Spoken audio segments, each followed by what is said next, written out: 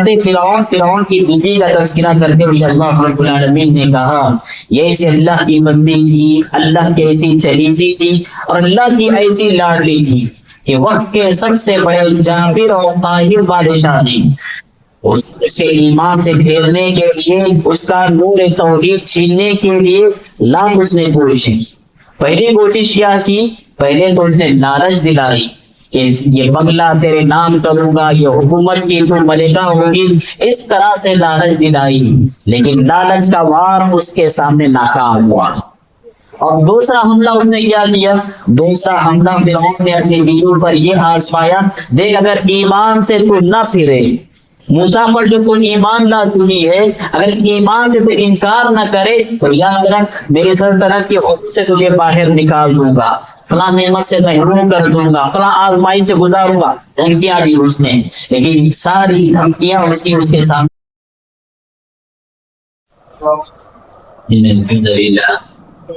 نحمده ونستعينه ونستغفره ونؤمن به ونتوكل عليه ونعوذ بالله من شرور أنفسنا وسيئات أعمالنا من يهده الله فلا مضل له ومن يضلل فلا هادي له وأشهد أن لا إله إلا الله وحده لا شريك له وأشهد أن محمدا عبده ورسوله أما بعد فإن أحسن الكلام كلام الله وخير الهدى هدى محمد صلى الله عليه وسلم وشر الأمور محدثاتها وكل محدثة بدعة وكل بدعة ضلالة وكل ضلالة في النار أعوذ بالله من الشيطان الرجيم بسم الله الرحمن الرحيم ومريم ابنة عمران التي أحصنت فرجها فنفخنا فيه من روحنا وصدقت بكلمات ربها وكتبه وكانت من القانتين۔ محترم حاضرین الجمعہ، ہر طرح کی تعریفات اللہ وحدہ لا شریک کے لیے لائق اور زیبا ہے۔ بارک لاکھوں درود و سلام کا نزول محمد عربی صلی اللہ علیہ وسلم کی ذات اقدس پر کہ آپ صلی اللہ علیہ وسلم نے سب کے دیے ہوئے پیغامات کو سب کے بندوں تک ہم تک پہنچا دیا۔ اصل موضوع پر آنے سے پہلے جمعہ کے تعلق سے کوئی بنیادی باتیں آپ کے گوشے گزار کرنا مناسب سمجھتا ہوں۔ سب سے پہلی بات یہ ہے کہ اگر جمعہ کی مناسبت نہ ہو تو آپ کے لیے اذان کا جواب دیتے ہوئے ٹھہرنا بہتر ہے۔ تمام کاموں کا آپ باقاعدہ رکھ کر اذان کا جواب دیں، یہ اسلام کا شعار ہے، شاعر اللہ میں سے اذان کا ادب ہے۔ اگر جمعہ کی مناسبت ہو، آپ مسجد میں تشریف لا رہے ہوں اور آپ یہاں آنے کے بعد اب اذان کا جواب یا پھر اذان کے ختم ہونے کا انتظار نہیں کریں، جمعہ کی مناسبت فوراً آپ مسجد میں داخل ہوں، داخل ہونے کے بعد 2 رکعت ہلکی پھلکی پڑھ لیں اور اپنے آپ کو خطبہ جمعہ کی سننے کے لیے فارغ کر دیں۔ کیوں؟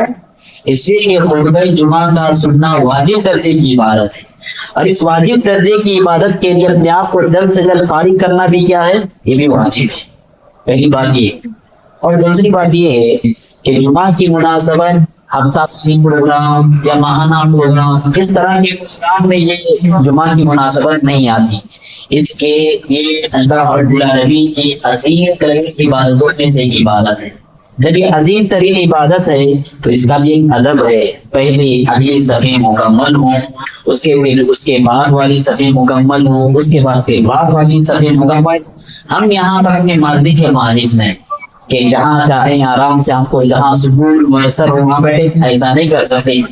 اللہ رب العالمین کی رحمت کے وہ حقدار ہوتے ہیں، وہ خطیب سے جتنا زیادہ قریب بیٹھتے ہیں اور جتنا زیادہ دور بیٹھتے ہیں وہ سب اللہ رب العالمین کی رحمت سے اتنے ہی زیادہ محروم ہوتے ہیں۔ تو پہلی بات تو یہ ہے کہ آپ جلد سے جلد آئیں، اور اسی میں دوسری بات یہ ہے جہاں جگہ پائیں، پہلی صف میں ملے تو پہلی صف میں، دوسری صف میں ملے تو دوسری صف میں، اس کے بعد پھر جہاں آپ کو جگہ آپ پائیں وہاں پر بیٹھ جائیں۔ الغرض آج کے اس خطبہ جمعہ میں نے مناسب سمجھا کہ خواتین کے حوالے سے کچھ گفتگو کی جائے۔ کیوں؟ اس لیے کہ دیکھیں معاشرے میں جو بھی انسان اپنا وجود لاتا ہے یا جو بھی انسان آتا ہے ماں کے گود سے وہ معاشرے میں آتا ہے۔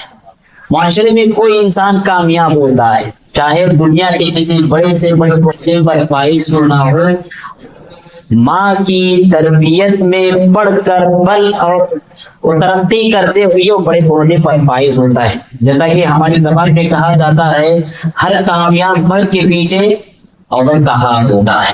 تو اسی لیے میں سمجھتا ہوں کہ آج اس خطبہ جمعہ میں مختصر خواتین کے حوالے سے کچھ بنیادی باتیں آپ کے سامنے رکھوں. سورہ تحریم کی آخریات میں نے آپ کے سامنے پڑھ کر سنائی.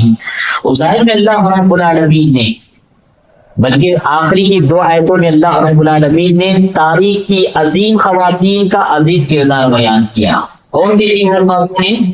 سب سے پہلی خاتون فرعون کی بیوی آسیہ تھی، اور دوسری خاتون حضرت عیسیٰ علیہ السلام کی والدہ مریم تھی. دونوں کا تذکرہ کیا. پہلی خاتون امرات فرعون کی بیوی کا تذکرہ کرتے ہوئے اللہ رب العالمین نے کہا یہ ایسی اللہ کی بندی تھی، اللہ کی ایسی چلیتی تھی اور اللہ کی ایسی لاڈلی تھی کہ وقت کے سب سے بڑے جابر اور طاہر بادشاہ نے اس کے ایمان سے پھیرنے کے لیے، اس کا نور توحید چھیننے کے لیے لاکھ اس نے کوششیں کی. پہلی کوشش کیا کی؟ پہلے تو اس نے لالچ دلائی کہ یہ بنگلہ تیرے نام کروں گا، یہ حکومت کی تو ملکہ ہوگی، اس طرح سے لالچ دلائی. لیکن لالچ کا وار اس کے سامنے ناکام ہوا. اور دوسرا حملہ اس نے کیا کیا؟ دوسرا حملہ فرعون نے اپنی بیویوں پر یہ آزمایا، دیکھ اگر ایمان سے تو نہ پھرے، موسیٰ پر جو کوئی ایمان لا چکی ہے، اگر اس ایمان سے تو انکار نہ کرے تو یاد رکھ میری سلطنت کے حکم سے تجھے باہر نکال دوں گا، فلاں نعمت سے محروم کر دوں گا، فلاں آزمائی سے گزاروں گا. دھمکیاں دی اس نے، لیکن ساری دھمکیاں اس کے سامنے ناکام ہو گئی. اور تیسرا اور آخری حربہ جو اس نے اپنایا اپنی بیگم کو قائل کرنے کے لیے، ظلم ستم کا ایک لامتناہی سلسلہ اس نے شروع کیا. اس موقع پر یہ اللہ کی چہیتی بندی اللہ رب العالمین سے فریاد کر رہی تھی اور کہہ رہی تھی رب ابن لی عندک بیتا فی الجنہ وَنَجِّنِي مِن فِرْعَوْنَ وَعَمَلِهِ وَنَجِّنِي مِنَ الْقَوْمِ الظَّالِمِينَ. اے میرے پروردگار، یہ فرعون کی عظیم شان سلطنت اور اس کا عظیم الشان بنگلہ میں نے صرف خاطر قربان کر دیا. دنیا ساری رنگینیوں کے ساتھ میرے قدموں میں جمع ہو گئی. پروردگارا، محض تیری خوشنودی کو پانے کے لیے یہ بنگلہ، یہ عیش و عشرت، یہ ناز و نعیم کی زندگی میں نے خاطر قربان کی. لہذا اس قربانی کے نتیجے میں جنت کے پاس میرے لیے بنگلہ تیار فرما. اور فرعون کی پولیس سے اور فرعون کی قوم کے ظلم و ستم سے مجھے نجات دلانا. یہاں ہماری خواتین کو کیا سبق ملتا ہے؟ حالات چاہے جیسے ہوں، تقاضے چاہے جیسے ہوں، آفتیں چاہے جیسی ہوں، بیماریاں چاہے جیسے ہوں، ایک خاتون اور بحیثیت مسلمان خاتون کے ہر چیز سے سمجھوتا کر سکتی ہے، لیکن کبھی اپنے عقیدے کے ساتھ سمجھوتا نہیں کر سکتی. اپنے ایمان کی قربانی نہیں دے سکتی، دنیا کی خاطر آخرت کی قربانی نہیں دے سکتی. اور دنیا کو اپنی ڈیوٹی کی نوک پر رکھ کر اچھالتی ہے، لیکن کبھی اپنی آخرت کا سودا نہیں کرتی. یہ مثالی خاتون اسے کہتے ہیں. ایسا نہیں ہو سکتا کہ محض وقتی آرام حاصل کرنے کے لیے خاتون اپنے گلے میں اپنے بچے کے گلے میں تعویذ لٹکا دے، اپنی عقیدے کی قربانی دے دے. ایسا ہرگز نہیں ہو سکتا. ایسا ہرگز نہیں ہو سکتا کہ وقتی آرام حاصل کرنے کے لیے یا وقتی برکت حاصل کرنے کے لیے ایک مسلمان خاتون کسی عامل کامل کے پاس جائے، کسی مزار کے پاس جائے. ایسا کبھی نہیں ہو سکتا.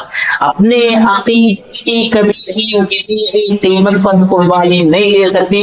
یہ معاشرے کی مثالی خاتون کار پاتی ہے. یہ سبق ہمیں حضرت آسیہ علیہ السلام کی تصویر کی زندگی سے بہت اہم سبق ملتا ہے. اور دوسری خاتون کا تذکرہ کرتے ہوئے اللہ رب العالمین نے کیا کہا؟ وَمَرْيَمَ ابْنَتَ عِمْرَانَ، یہ مریم بنت عمران التي احسنت فرجها، جس نے اپنی عزت و آبرو کی حفاظت فرمائی. آپ دیکھیں قرآن مجید سورۃ الفاتحہ سے لے کر سورۃ الناس پڑھ لیجیے، کسی خاتون کا نام لے کر اللہ رب العالمین نے اس کا تذکرہ نہیں کیا سوائے مریم بنت عمران کے. اتنی عظیم ترین خاتون تھی، اتنی عظیم ترین خاتون تھی، آسمان سے ملائکہ اس کے پاس اترا کرتے تھے. آسمان سے فرشتے اس خاتون کے پاس اتر کر اس سے گفتگو کیا کرتے تھے. کہتے تھے اے مریم ان اللہ اصطفی، اللہ رب العالمین نے تمہارا سلیکشن کیا. اتنی عظیم ترین خاتون ہے، اور اس سے بڑھ کر کیا اس کے حق میں شہادت ہو سکتی ہے. ساتوں آسمانوں کے اوپر سے اللہ رب العالمین نے اس کی بے داغ زندگی کی شہادت دی ہے. کیا کہا اللہ رب العالمین نے؟ الذی احسنت فرجہا، یہ اسی خاتون نے اللہ رب العالمین کی ایسی چہیدی بندی ہے کہ اس نے کبھی عزت و آبرو کا سودا نہیں کیا. اپنی شرمگاہ کی حفاظت کی اس نے، اپنی عزت کی حفاظت کی اس نے، اپنی جوانی کو بے داغ رکھا اس نے، اپنے تقوی کی حفاظت کی اس نے. اللہ رب العالمین نے ساتوں آسمان پر اس خاتون کی شہادت دی. سوچو کتنی بے مثال رہی وہ زندگی، کتنی پاکیزہ ہوگی وہ خاتون، اور کتنی بے داغ ہوگی وہ خاتون کہ جس کا چرچا، جس کا تذکرہ اللہ رب العالمین اپنے اس کلام میں فرمائے، جس کلام کو کہ قیامت کی صبح تک باقی رہنا ہے. وَمَرْيَمَ ابْنَتَ عِمْرَانَ الَّتِي أَحْسَنَتْ فَرْجَهَا. اور ہماری خواتین، خاص طور پر مسلمان بچیاں، کالج میں پڑھنے والی بچیاں، اسکول میں پڑھنے والی بچیاں، جاب کرنے والی بچیاں، عزت و آبرو کیسی لٹ رہی، یا تو لٹ رہی ہے یا تو لٹائی جا رہی ہے. عزت و آبرو کا تو سودا کیا جا رہا ہے یا تو عزت و آبرو کو خریدا جا رہا ہے. ایسے ماحول، ایسے معاشرے میں اللہ رب العالمین کی چہیتی بندیاں ہماری مسلم بہنوں اور بیٹیوں کے لیے بہت عظیم مشاہرہ ہے. اور میں یہ کہوں تو زیادتی یقیناً نہیں ہوگی، جب سے آپ صلی اللہ علیہ وسلم کے قدم کے بعد اسلام کی شعائیں، اسلام کی کرنیں زمین پر پڑی، مرد سے پہلے عورت کا عمل ہمیں نظر آتا ہے. ابھی اللہ کے رسول نبی بنائے گئے، ابھی اللہ کے رسول کے سر پر نبوت کا تاج رکھا گیا. آپ بے چینی کے عالم میں مائی خدیجہ کے پاس آتے، اور جب دیکھتی ہے مائی خدیجہ اللہ کے رسول بڑے سہمے نظر آ رہے اور بڑے اضطراب کا شکار نظر آ رہے، آپ پر تسلی کی چادر تان دے کے اور کہتی ہے کَلَّا لَن يُخْزِيَكَ اللَّهُ إِنَّكَ لَتَصِلُ الرَّحِمَ وَتَحْمِلُ الْكَلَّ وَتُكْسِبُ الْمَعْدُومَ وَتَقْرِي الضَّيْفَ وَتُعِينُ عَلَى نَوَائِبِ الْحَقِّ. اے شوہر نامدار، اللہ کی قسم اللہ کو کبھی ذلیل نہیں کرے گا. خاتون کا بڑا کردار ہے. جب بھی شوہر اپنے گھر سے باہر تھکا ماندہ اور بے چین اضطراب کا شکار ہوتا ہوا گھر میں آئے، سب سے پہلے تسلی، اور بیٹے کو بول بول کر سب سے پہلے اس کو تسلی کا سامان فراہم کرے. مائی خدیجہ رضی اللہ تعالیٰ عنہا نے یہی تو کیا، لن یخزیک اللہ، اللہ کو ذلیل نہیں کر سکتا. کیوں؟ انک لتصل الرحم. ہم ایسے معاشرے میں جیتے ہیں جہاں قدم قدم پر لوگ معمولی باتوں پر اپنے رشتہ داریاں ختم کرتے ہیں. کیا ہے تعلقات، آپ کو رشتہ داریوں کو جوڑتے ہیں. وتحمل الکل. لوگ سب اپنے اپنے بوجھ اٹھاتے ہیں، لیکن آپ کی شخصیت ایسی شخصیت ہے کہ دوسرے وہ لوگ جو بوجھ نہیں اٹھا سکتے آپ ان کا بوجھ اٹھا کر دینے والے ہیں. وتحمل الکل وتكسب المعدوم. جو اپنے کما کر کھا نہیں سکتا آپ ان کو کما کر نوازنے والے ہیں. وتقری الضيف. مہمانوں کی مہمان نوازی کرنے والے. وتعين على نوائب الحق. حق کی راہ میں آپ لوگوں کی مدد کرنے والے. ایسا کبھی نہیں ہو سکتا میرا اللہ پر یقین اور اعتماد ہے آپ کو ذلیل ہو کر، ایسا کبھی نہیں ہو سکتا. بہت عظیم پیغام ہے اس حدیث میں. مائی عائشہ صدیقہ رضی اللہ تعالیٰ عنہا کے اس رول اور اس کردار میں بہت عظیم پیغام ہے. اور پیغام کیا ہے؟ خاص طور پر ہمارے حیدرآباد کے ماحول کے اعتبار سے میں یہ بات کہنا چاہوں گا. حیدرآباد میں عام طور پر ایسا ماحول دیکھا گیا ہے کہ مردوں پر اور عورت کو حاوی ہونے کا بڑا جذبہ نظر آتا ہے. مردوں پر عام طور پر عورتیں غالب آتی ہوئی نظر آتی ہیں، حاوی ہوتی ہوئی نظر آتی ہیں. اور بات اس کے وجوہات ہیں. کبھی ہو سکتا ہے ان کے عظیم ترین ڈگری ان کے پاس ہونے کی ایک بنیاد ہو سکتی ہے کہ وہ پڑھی لکھی ہے اور اس کا شوہر بیچارہ آٹو ڈرائیور ہے یا کوئی معمولی کاروبار سے جڑا ہوا ہے. ایک بنیاد یا پھر ایک بنیاد یہ بھی ہو سکتی ہے کہ خاتون بڑی مالدار ہے، شوہر بڑا نادار غریب. ایک بنیاد یہ بھی ہو سکتی ہے کہ خاتون بڑی حسن و جمال کی پیکر اور بیچارہ شوہر شکل و صورت کے اعتبار سے اتنا مقبول صورت نہیں. ان بنیاد اگر کوئی عورت اپنے شوہر کی تذلیل کرتی ہے، اس کو حقیر سمجھتی ہے اور اپنے آپ میں ایک برتری کا احساس اس کے پاس پایا جاتا ہے یا اپنے شوہر کو کم حیثیت والی سمجھتی ہے، ایسی خواتین کو یاد رکھنا چاہیے۔ حضرت صفوان بن معطل رضی اللہ تعالیٰ عنہ آپ کہتے ہیں کہ ایک مرتبہ ایسے ہوا، میں اللہ کے رسول صلی اللہ علیہ وسلم کے پاس بیٹھا ہوا تھا، میری بیوی آئی اللہ کے رسول صلی اللہ علیہ وسلم سے شکایت کر رہی، اور کئی ان کی بیوی انتہا درجے کی تہجد گزار دیندار بھی، انتہا درجے کی تہجد گزار اور دن میں روزوں کا اہتمام کرنے والی، لمبی لمبی نمازیں پڑھنے والی، لمبا لمبا قیام کرنے والی، فجر کی نماز وقت پر ادا کرنے والی، یہ اللہ کے رسول صلی اللہ علیہ وسلم کے پاس آگے اور کہتی یا رسول اللہ ان زوجی صفوان بن معطل یضربنی اذا صلیت ویفطرنی اذا صمت ولا یصلی صلاة الفجر حتى تطلع الشمس۔ اللہ کے رسول یہ میرے شوہر آپ کے قدموں میں جو بیٹھے ہوئے ہیں، ان کی صورت حال یہ ہے، گھر میں ان کا رول یہ ہے کہ جب بھی میں نماز پڑھنے کے لیے کھڑی ہو جاتی ہوں یہ مجھے مارنے لگتے، اور جب بھی میں روزہ رکھتی ہوں یہ روزہ توڑوا دیتے، اور ان کی صورت حال یہ ہے فجر کی نماز سورج کے نکلنے کے بعد پڑھتے، سنائی دینے سے کیا لگتا ہے؟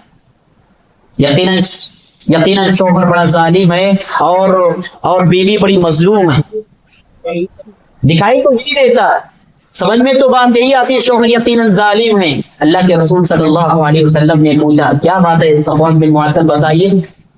صفوان بن معطل رضی اللہ تعالیٰ کہتے ہیں اللہ کے رسول اصل میں مسئلہ یہ ہے کہ یہ جب نماز پڑھتی ہے تو لمبی لمبی رکعتیں پڑھتی ہیں، ایک ایک سورہ پڑھنے کے بجائے دو دو سورتیں پڑھتی ہے، میں نے کئی مرتبہ اس سے کہا کہ نماز میں ایک سورہ پڑھ، اللہ کے رسول اب یہ نماز لمبی کرے گی، میری دیگر ضروریات ہوتی ہیں تو کون مکمل کرے گا؟ اللہ کے رسول نے اس وقت فرمایا ایک رکعت میں ایک سورہ پڑھنا تمہارے لیے کافی ہے۔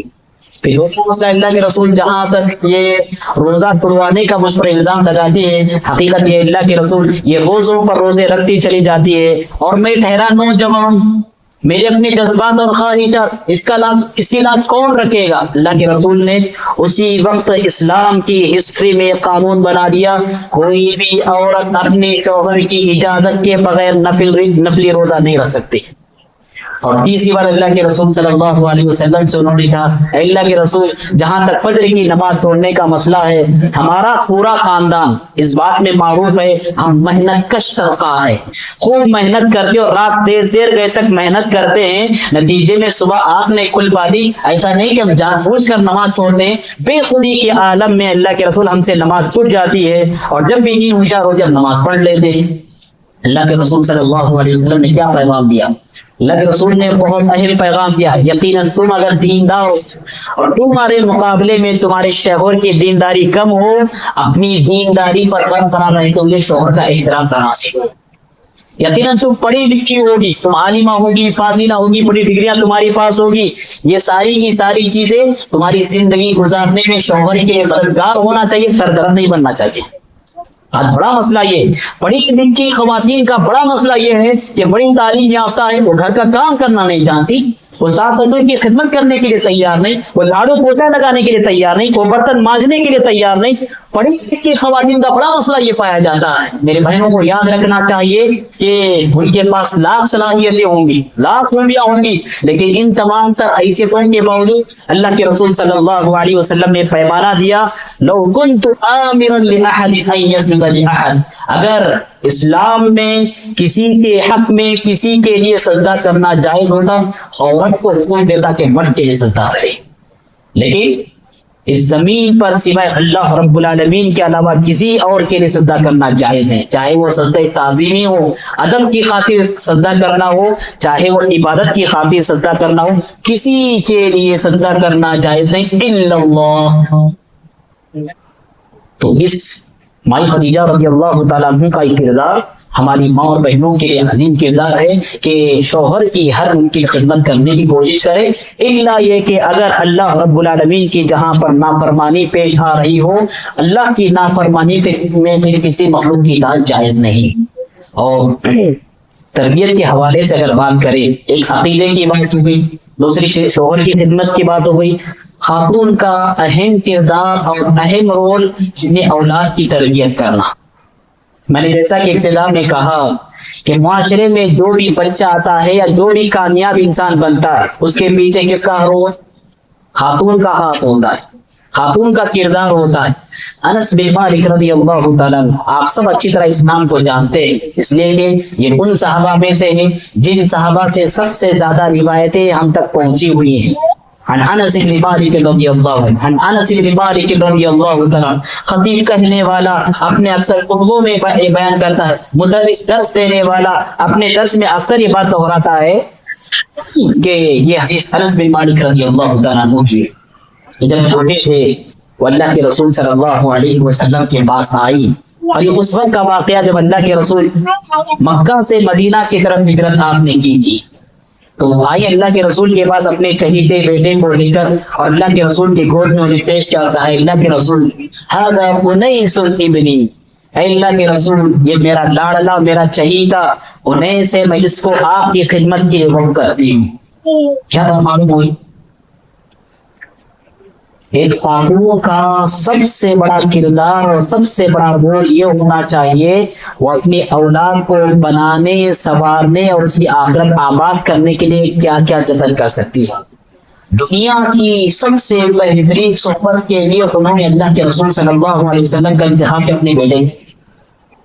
اپنے بیٹے کا مستقبل سنوارنے کے لیے، آخرت آباد کرنے کے لیے اس خاتون نے دنیا کے سب سے بہترین معلم پیارے نبی صلی اللہ علیہ وسلم کا انتخاب کیا۔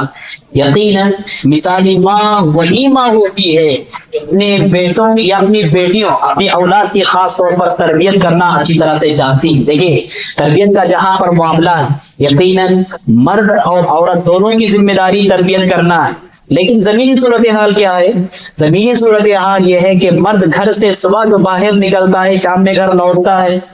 اب تربیت کا ایک زیادہ تر حصہ، زیادہ تر ذمہ داری عورت پر آتی ہے، لہذا عورت کو چاہیے کہ تین اداروں پر خاص طور پر گہری نظر رکھے۔ پہلا ادارہ اس کا گھر ہے، اس کے گھر میں میوزک نہیں ہونا چاہیے، اس کے گھر میں فلمی کلچر نہیں ہونا چاہیے، اس کے گھر میں گانے نہیں ہونا چاہیے، اس کے گھر میں تصویریں اور شرک مذاہب نہیں ہونا چاہیے، اس کے گھر میں گفتگو کا ایک سلیقہ ہونا چاہیے، ایک دوسرے سے بات کرنے کا پیارا انداز ہونا چاہیے، اس لیے کہ یہ ایسی عادتیں ہیں جو نسلوں میں منتقل ہوتی ہیں۔ ہر پر گہری نظر رکھنے کی ضرورت ہے۔ اور دوسرا ادارہ جہاں سے بچے بہت کچھ سیکھتے ہیں، ہمارا معاشرہ، ہمارے گلی کوچے، یہاں پر بھی نظر رکھنا چاہیے۔ عام طور پر ہماری خواتین کیا کرتی، بچہ جب گھر کے باہر جاتا ہے، کھیلتا ہے، کودتا ہے، اور جب گھر میں داخل ہوتا ہے اس کا بسا اوقات گال خراب ہے، بسا اوقات اس کے کپڑے خراب ہے۔ خراب چیزیں تو باہر کی صاف کر لے جاتی ہیں، لیکن کچھ خرابیاں ایسی جو اس کے دل میں بیٹھ چکی ہیں، اس کو اصل صاف کرنا ہی بڑی ذمہ داری ہے۔ بس آپ بہت ساری گالیاں سیکھ کر آ گیا ہو، بس آپ بہت سارے غلط جملے سیکھ کر آ گیا ہو، اس پر نظر رکھنا گھر کی خاتون کی بڑی ذمہ داری ہے۔ اور تیسرا اہم ادارہ اسکول کا ادارہ ہے کہ آپ کیسے اسکول کا انتخاب کرتے ہیں اور کس طرح کی وہاں پر تعلیم دی جاتی ہے۔ روزانہ صبح شام کا آپ کا معمول ہونا چاہیے، آج ٹیچر نے کیا پڑھایا اس میں سے آپ کو پھر فلٹر کرنا چاہیے، ٹیچر کے بات صحیح کی اور ٹیچر کے بات غلط۔ یہ تین اداروں میں اگر خاتون اپنے اولاد کے حوالے سے محنت کر لے کہ آپ کا یہ نوجوان، آپ کا یہ بیٹا معاشرے کے لیے مثالی بنے گا، نہ کہ سرکردہ بنے گا۔ معاشرے میں کیوں خطرے پیدا ہو رہے ہیں؟ معاشرے میں کیوں مجرم پنپ رہے ہیں؟ معاشرے میں کیوں ایسے نوجوان ابھر رہے ہیں جو قاتل، رہزن، ڈکیتی کے حوالے سے جانے جا رہے ہیں؟ اس لیے کہ بچپن میں وہ تربیت سے محروم ہے، خاص طور پر ماں کی تربیت سے محروم رہے۔ خاتون کا عظیم کردار ہے اپنی اولاد کے حوالے سے۔ اسی طرح سے حضرات فیشن کی جہاں تک بات کریں اور اس میں دیکھیں امام ابن قیم رحمۃ اللہ علیہ نے ایک پیارا جملہ فرمایا تھا۔ اس نے فرمایا تھا کسی بھی انسان کی اگر حیثیت معلوم کرنا ہو، اس انسان کا اسٹیٹس کیا ہے، حیثیت کیا ہے، اس انسان کا سلیکشن دیکھو آپ، کس کو چوائس کرتا ہے، کس کو ریجیکٹ کرتا ہے۔ یہ کون آپ یاد رکھے، حضرت عطا بن ابی رباح رحمۃ اللہ علیہ کہتے ہیں کہ ایک مرتبہ کالی کلوٹی خواتین خانے کعبہ کا طواف کر رہی تھی، اور مجھے ابن عباس رضی اللہ تعالیٰ عنہ، میرے استاد ابن عباس جو ترجمان قرآن کے نام سے معروف ہے، انہوں نے کہا کیا میں تمہیں جنتی خاتون نہ دکھاؤں؟ عطا بن ابی رباح رحمۃ اللہ علیہ کہتے ہیں جی استاد محترم ضرور بتائیے. اس نے کہا دیکھو کالی کلوٹی خاتون جو خانے کعبہ کے پاس تمہیں نظر آ رہی ہے یہ جنتی خاتون ہے. اس کے بعد کہتے ہیں اصل میں ان کے جنتی ہونے کا راز یہ ہے ایک مرتبہ اللہ کے رسول صلی اللہ علیہ وسلم کے پاس آئی اور انہوں نے کہا اللہ کے رسول انی امرأۃ الحصا، میں ایسی عورت ہوں جس کو فٹس کی بیماری آتی ہے، اور فٹس کی بیماری مرگی کا دورہ کتنا رسکی دورہ ہوتا ہے آپ سب کو معلوم ہے. یہ کب انسان کے دماغ پر اٹیک کرے کوئی پتہ نہیں چلتا. ٹریولنگ کرنا سفر کرنا ایسے لوگوں کے لیے بڑے خطرے کا باعث کیونکہ پتہ نہیں چلتا کہاں بے ہوش ہو جائے اور کہاں یہ بیماری حملہ آور ہو جائے اور کہاں گر جائے کچھ پتہ نہیں چلتا. یہ اسی بیماری کے ساتھ اللہ کے رسول کے پاس آگے اور کہیے اللہ کے رسول مجھے فٹس کا مرض ہے اور مرگی کا دورہ ہے لہٰذا میرے لیے آپ اللہ سے شفا لیجیے دعا کیجیے. اللہ کے رسول صلی اللہ علیہ وسلم نے کہا آپ کے سامنے دو آپشن رکھتا ہوں، آپ کے سامنے دو آپشن رکھتا ہوں اور پھر آپ کو اختیار دیتا ہوں دو آپشن میں سے آپ جو چاہے چوز کر لیں. فرمائیے اللہ کے رسول صلی اللہ علیہ وسلم نے کہا ان شئتی دعوت اللہ لک ان یعافیک، اگر تم چاہو میں ابھی اللہ سے تمہارے حق میں دعا کرتی ہوں اللہ رب العالمین تمہیں عافیت بھری زندگی عطا فرمائے گا، شفا بھی مل جائے گی. وَإِن شِئْتِ صَبَرْتِ فَلَكِ الْجَنَّةُ، اگر چاہو تو اس مرض پر اس بیماری پر صبر کرو انشاءاللہ انجام جنت ہوگا. اب یہاں پر عورت نے کس کو انتخاب کیا؟